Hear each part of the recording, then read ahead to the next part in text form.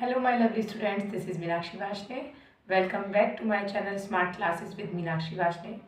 Today I am going to start with exercise 8.1 question number 5. The question say is, show that if the diagonals of the quadrilateral are equal and bisect each other at right angles, then it is a square.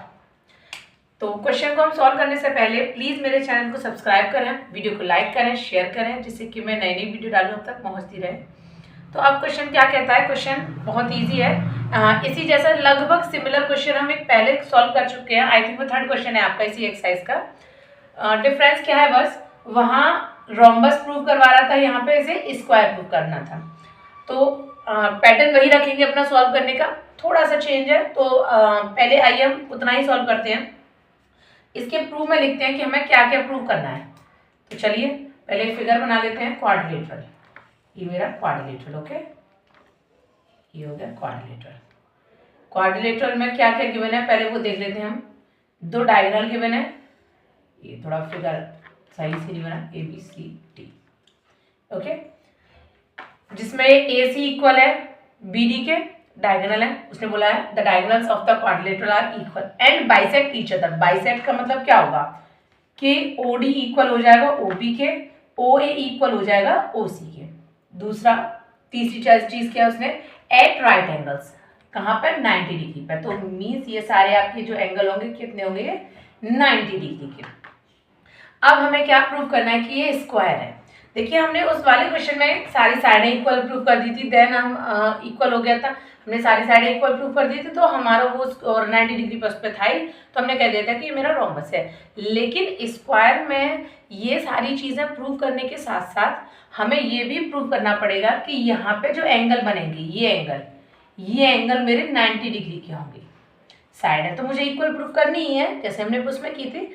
लेकिन इसमें एक और extra काम करेंगे, आपको ये angle जो है ये भी 90 डिग्री के प्रूव करने पड़ेंगे। तो चलिए पहले हम लिख लेते हैं। फर्स्ट मुझे क्या प्रूव करना है, टू प्रूफ क्या करना है। सबसे पहला point, A B B C C D D, ये सारी साइडें इक्वल है, A B B C C D और डी। सबसे पहला चीज तो मुझे ये इक्वल प्रूव करना है।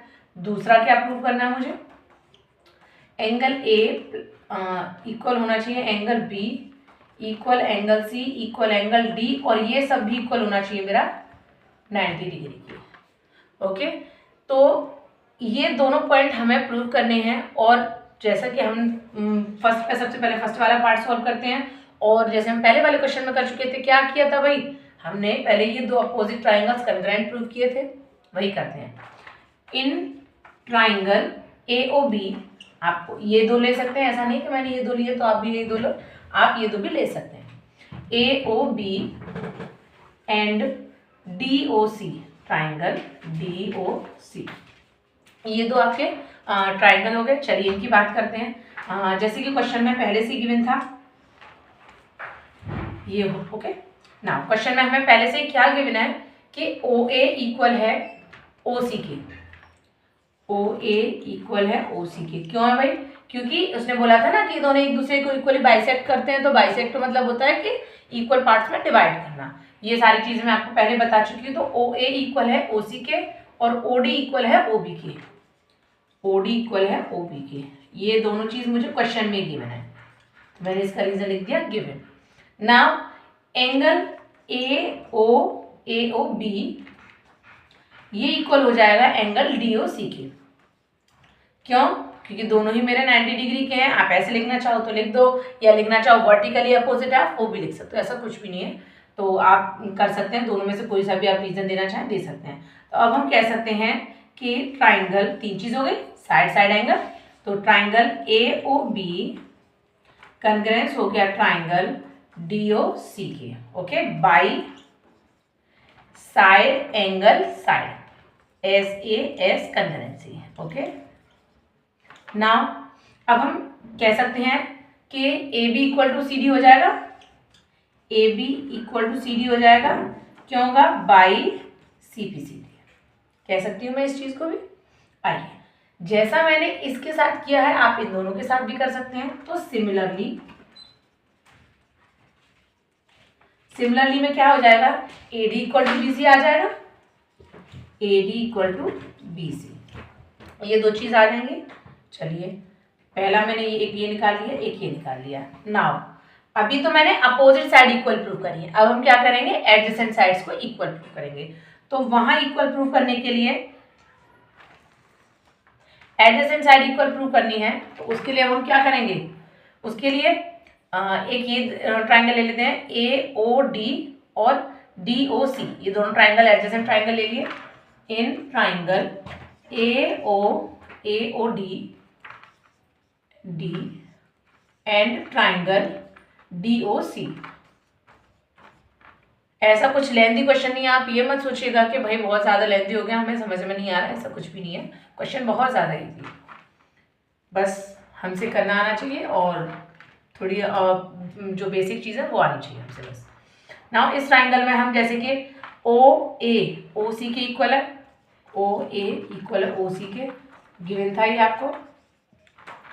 ओ डी क्या है, common. Okay, third A O D, angle A O D equal हो जाएगा एंगल डी ओ सी के, एंगल डी ओ सी के। क्यों, क्योंकि दोनों ही 90 डिग्री के हैं। तीन चीज हो गई, साइड साइड एंगल, तो आप कह सकते हैं कि triangle A O D congruence हो गया ट्राइंगल डी ओ सी के by S A S congruency. ठीक है जी। अब हम इसमें क्या कह सकते हैं, ए डी इक्वल हो जाएगा डी सी के, कह सकते हैं नहीं, by C P C T. अब समझने वाली बात क्या है, जैसा मैंने इस वाले ट्राइंगल को लेके किया है ए डी सी, ये ट्राइंगल जो लिया है इसमें पहले मैंने ये वाले और ये वाले ट्राइंगल लिए हैं। आप अगर ये वाले और ये वाले लेंगे तो ये वाली साइड इसके इक्वल हो जाएगी, ठीक है, ये वाली साइड इसके इक्वल हो जाएगी। और अगर आप ये वाला पूरा ट्राइंगल मीन्स ये और ये लें तो ये वाली साइड, तो बेसिकली सारी साइडें एक दूसरे की इक्वल प्रूव हो जाएंगी। या आप ऐसे भी देख सकते हैं कि मैंने अपोजिट साइड भी इक्वल प्रूव कर दी और एडजेसेंट साइड भी इक्वल प्रूव कर दी, तो और मेरी जो सारी साइड है वो हमारी इक्वल प्रूव हो जाएंगी। तो हम लिख सकते हैं कि A B equal to B C equal to C D equal to D. हमारा फर्स्ट पार्ट प्रूव हो गया, यही था मेरा फर्स्ट पार्ट। नाउ अब मुझे अपना सेकंड पार्ट सॉल्व करना है। सेकंड पार्ट सॉल्व करने के लिए जैसा कि मैंने आपको बताया है कि 90 डिग्री के ए बी सी डी सारे एंगल मुझे 90 डिग्री के प्रूव करने हैं।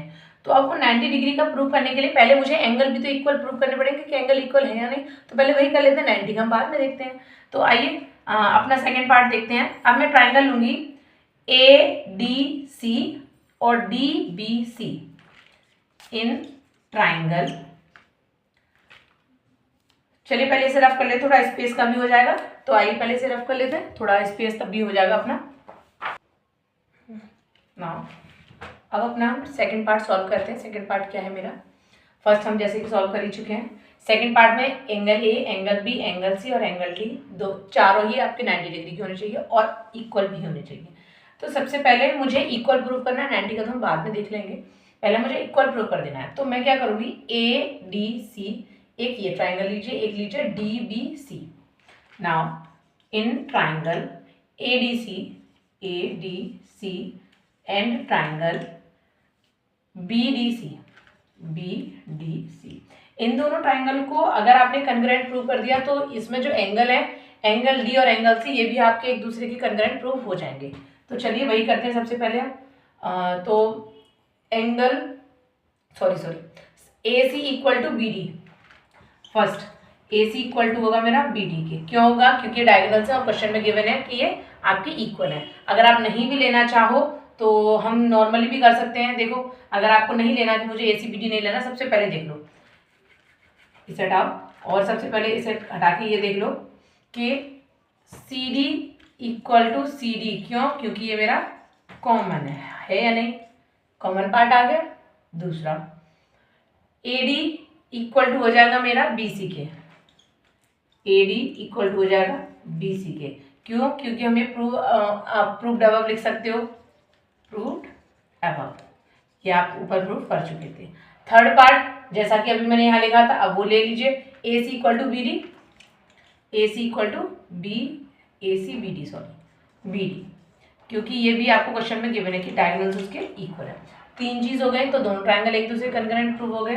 तो हम कह सकते हैं कि triangle A D C congruence हो गया ट्राइंगल बी डी सी के by S S S congruence. Okay, से कंकरेंट प्रूव हो गया। तो अब मैं ये भी तो कह सकती हूँ कि ये वाला जो एंगल है मेरा, ये वाला एंगल इसके इक्वल हो जाएगा, हो जाएगा नहीं हो जाएगा?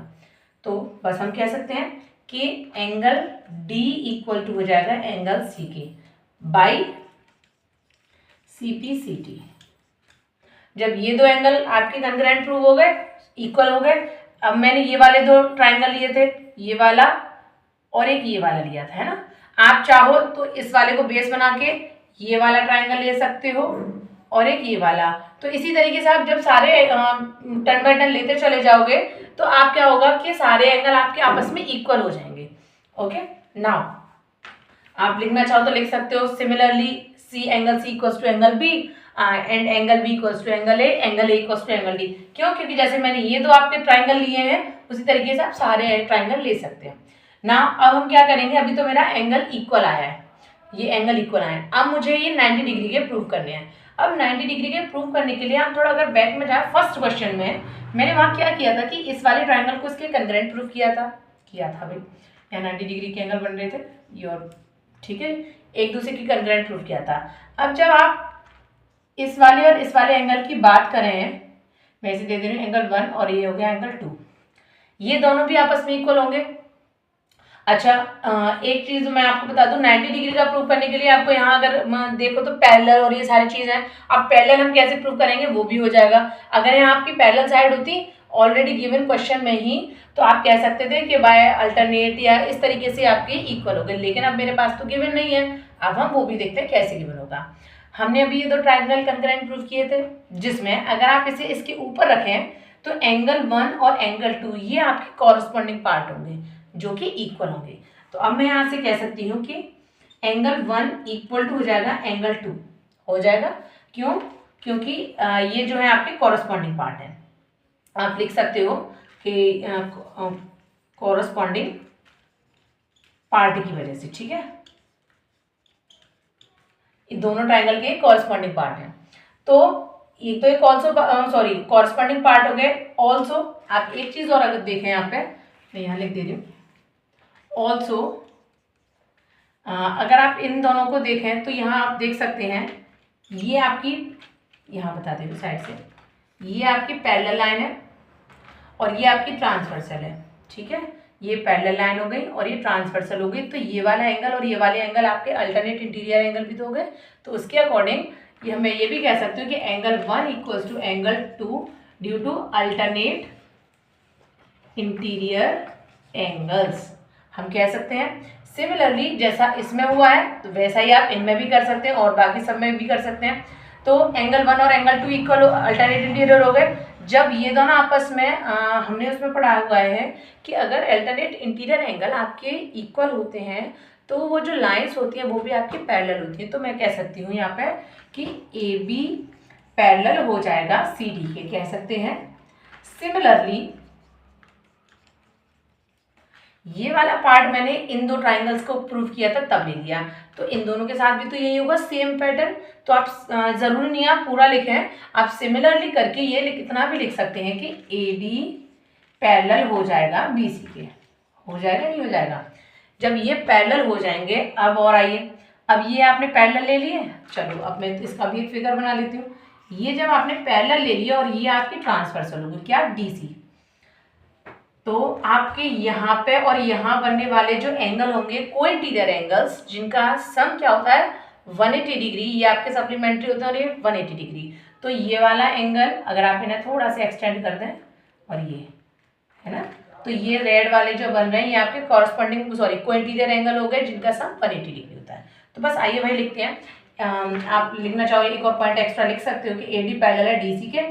अब नाउ इफ AD पैरेलल हो BC के and DC is transversal, DC is transversal, is transversal, DC आपकी ट्रांसवर्सल होगी तो एंगल डी और एंगल सी ये आपस में इक्वल हो जाएंगे, सॉरी इन दोनों का sum, angle D plus angle C दोनों का सम कितना हो जाएगा 180 डिग्री। और अगर आप देखें तो एंगल सी और एंगल डी आपस में इक्वल है तो मैं दोनों को या तो डी के पैटर्न में लिख लो या किसी के भी सी के में लिख लो, कोई टेंशन नहीं है। तो twice of angle D equals to 180 degree और angle D equals to 180/2 angle D 90 degree. यही तो मुझे प्रूफ करना था। अब आप बोलो कि आपने तो मैम केवल एंगल डी ही को ही प्रूव किया है, ए बी और ये सारे कहाँ चले गए? तो देखिए एंगल डी और एंगल सी आपस में इक्वल थे तो ये दोनों एक दूसरे के इक्वल प्रूव हो गए। अब अगर मैं इस क्वेश्चन को बार बार रिपीट करूँगा ना तो आप थोड़ा कन्फ्यूजन में आप चले जाओगे। जैसे मैंने इस वाले को लेकर आपकी ये दो आपकी पैरेलल है और ये ट्रांसवर्सल ली है तो डी और सी आ गए। आप क्या करें, एक तो ये हो गया, ए बी पैरेलल ले लें सी डी के और उसमें ये ट्रांसवर्सल ले लें तो ये आपके एंगल निकल आएंगे क्योंकि हम सारे एंगल्स को इक्वल प्रूव कर चुके हैं। मैं इस वजह से बार बार रिपीट नहीं कर रही क्योंकि फिर आपको लगेगा बहुत लेंथी क्वेश्चन है और ये और तो ऐसा कुछ भी नहीं है, इतना लेंथी नहीं है क्वेश्चन मेरा। सिर्फ आप सिमिलरली करके आप ये सारे एंगल कर सकते हैं और अगर आपने किसी क्वाड्रिलेटरल में प्रूव कर दिया कि उसका जो एक एंगल है वो 90 डिग्री का है तो बचे हुए सारे एंगल आपके 90 डिग्री के होंगे। तो आपको ज़्यादा टेंशन लेने की ज़रूरत नहीं है और क्वेश्चन को ज़्यादा लेंथी भी ना करें जिससे कि सामने वाला बंदा कंफ्यूज हो जाए। बस आप सिमिलरली करके और देन करते चले जाएं। ओके, आई होप आप लोगों को समझ में आ गया होगा। और लेकिन इसके अलावा भी आपके माइंड में अगर क्वेरीज हैं तो प्लीज़ मुझे कमेंट बॉक्स में कमेंट करें और मेरे से क्वेश्चन पूछते रहें। और इसके अलावा भी आपके कोई नए क्वेश्चन हैं तो प्लीज़ वो भी कमेंट बॉक्स में कमेंट करके पूछ लें। Thank you so much.